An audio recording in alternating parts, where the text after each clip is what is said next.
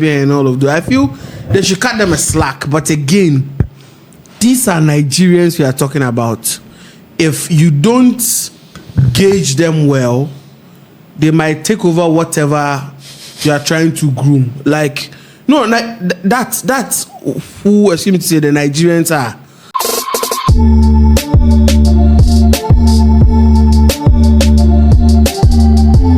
We are back again, bringing you the click bars here on the One King Show. My name is Sika Warmann, and I have Richard Kobiruli and Teacher Ima here to stare affairs. Now, let's get into our first story. We are starting off from the movie industry. And Kofi Adjorlolo, the veteran actor, has something to say about the supposed Igbo King in Ghana. Now, he is saying that the Igbo King has helped Ghana's movie industry a lot, and he is acknowledging the contributions of the Igbo King, that is Prince Eke, in reviving Ghana's film industry through collaborations, investments, and partnerships. And he also opened up about Nigeria cultural exchange conversations. Now, amid the widespread backlash that this particular king has been facing from Ghanaians, it looks like he's been able to help, or he's made some notable contributions to the Ghana movie industry, and the veteran actor Kofi Adjorlolo is here to trumpet it for the whole world to hear. You know, recently when the Ashanti Kingdom was having the funeral of the late Queen Mother, he went there and he was asked to leave because he's not part of the National House of Chiefs. I mean, that is it. But he came out to refute that, the Ashantis actually sacked him, and that it wasn't like that. It wasn't like social media purported it, right? Yeah. So that also brought up the whole conversation around the Igbo King, and the fact that the traditional leaders of the Galand were also preventing them from organizing their festival. I mean, so many things have happened, but it looks like Kofi Adjorlolo had so much to say about him. Now, he says that man has helped us a lot. He has helped the movie industry a lot. I don't care what people say about him. People don't know he has invested in and sponsored films in Ghana. What I know him for is the fact that he has helped the industry. He's given his house for us to shoot films, and he's given his cars for us to shoot. And this is what he is saying. So apparently this man has been making some contributions to our industry. I think it's about time we all stopped the negative comments and accepted him finally. And Igbo King. Chukudi. This Chukudi. That's what the guys. Igbo Kwenu. Yeah. Igbo Kwenu. Igbo Dule. Odeshi. Wait. Odeshi. I've seen a lot of things, but I think now that conversation is even exhausted. I feel people are dragging the whole issue. Now, even I heard of two for said they shouldn't do their Yam festival. Hey, please, blah, it's blah, blah. For. Sorry, hey, Gamanche. Sorry, God, please. Pardon me, Gamanche. Yeah, I nearly gave a tune for Nana. Yamakasi, Mr. Mankani, Fachami. Why, Mr. You see, the Gamanche said they shouldn't do their Yam festival, DB and all of that. I feel they should cut them a slack. But again, these are Nigerians we are talking about. If you don't gauge them well, they might take over whatever you are trying to groom. Like, no, that's who, excuse me to say, the Nigerians are. Like, if you give them the slightest chance, they might end up creating Nigeria town, like a proper Nigeria town in Ghana that you go there and there are no Ghanaians over there. It's just these our Nigerian people staying over there. So I like it when people are throwing caution that, hey, Mr. Chukudi, relax, so and so be chudi baby and so chudi. Did I rhyme? Anamfa. Kakra. Asamfa. Chukudi a chudi. Chudi, no. Chudi, that's okay. Thank you very much. Thank you for the word so sweet.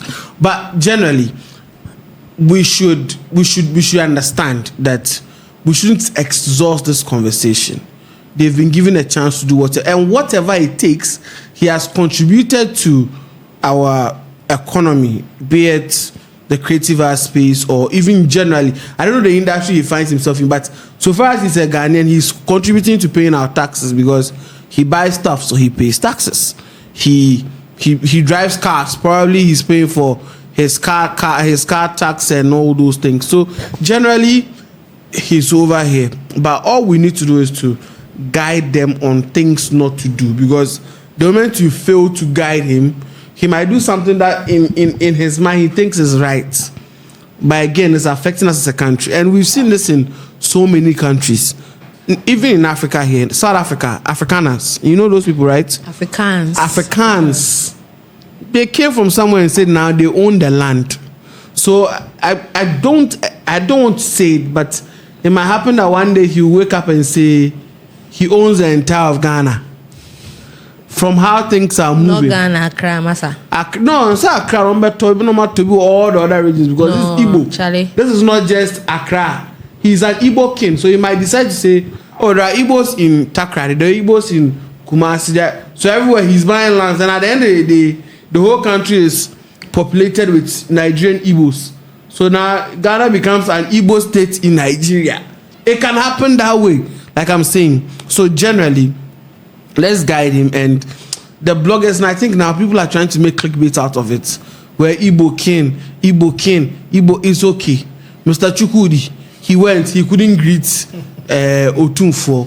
Case closed. Let's leave it. But people are trying to make you look like they belittled him. When he got there, he took his hat and he bowed and he left. But every prominent person, with the exception of a few we saw in this country, got there, they took a bow and they couldn't go and greet Nyamekese.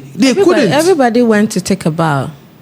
Everybody. No, I think there are people who were allowed. There were some that were allowed to go and greet. Yeah, but like, I mean, you took a bow since you went there. Yes. When you go there, you take a bow. No, people feel how the whole conversation about the Igbo King thing has become in Accra. And you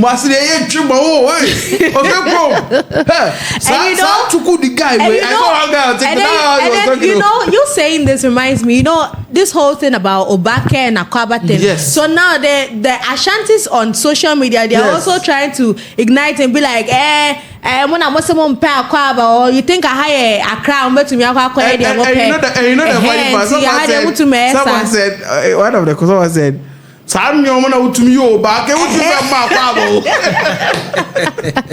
Sam you wanna back what you Akwaba, we are disciplined, we respect culture. Obake, maybe they don't do that, so go to Obake. But generally, let's cut him some slack. But teacher, do you think that we are becoming too dependent on Nigerian influence, especially in our creative space? No, are we becoming too dependent on Nigerian influence? I don't think so. We are being too dependent on them.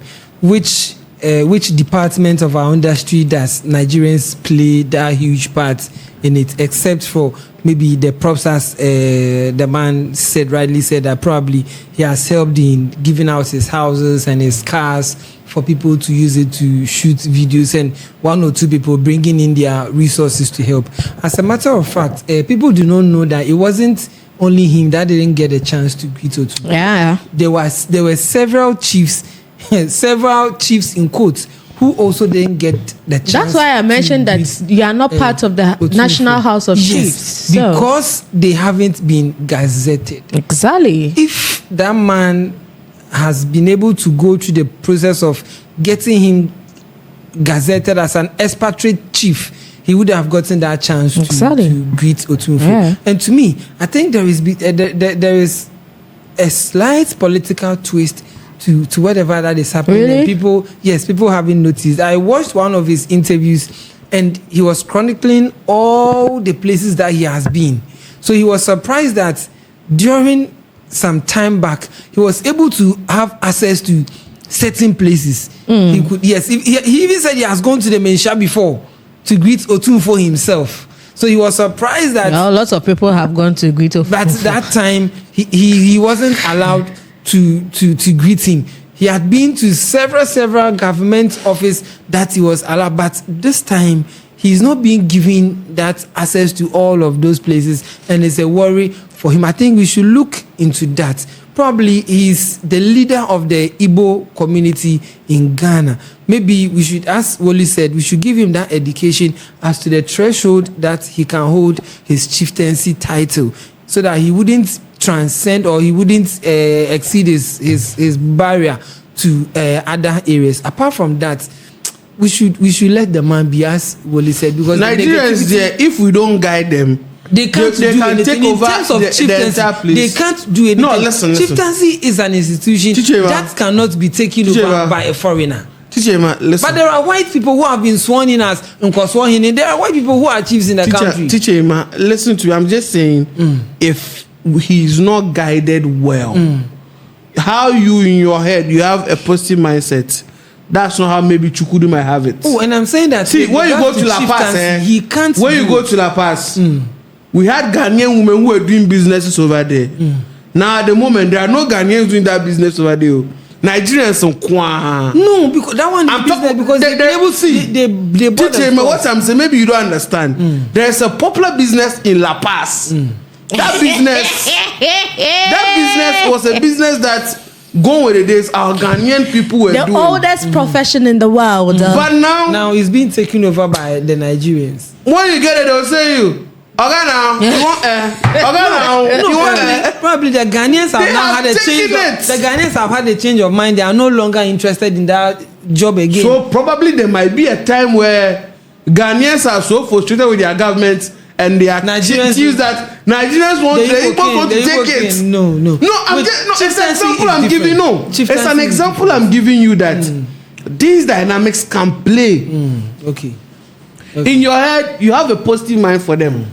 But if there's no strict measures or rulers given to them, this man might do more because he has been in this country for over 20 years. Yes. And it was just a few months ago that we heard that he said in a video that he recorded in 2012 that he has bought land at Pram Pram.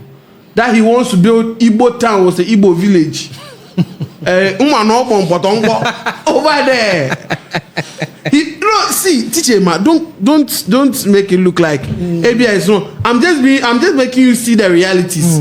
So now we know that Sewu Janwa, because he wanted to build an Igbo community where they would have schools up to university. So But what I'm saying is that chieftaincy has a different direction. Somebody who is a foreigner cannot, probably he can take over in terms of business. Maybe take some aspects of business. Maybe you will have a change of company, another change of companies that will take over in a particular sector. You don't know Mazi. But for him to infiltrate our chieftaincy, it is a no. Sika, he can never. You don't know that penetrating. Wow, is he going to use physical means or spiritual means? Chieftaincy, he doesn't have that chance to penetrate into our all right, so he doesn't have that chance, and so that's what my pundits are saying. Let us know what you also make of this in the comment section. Drop your comments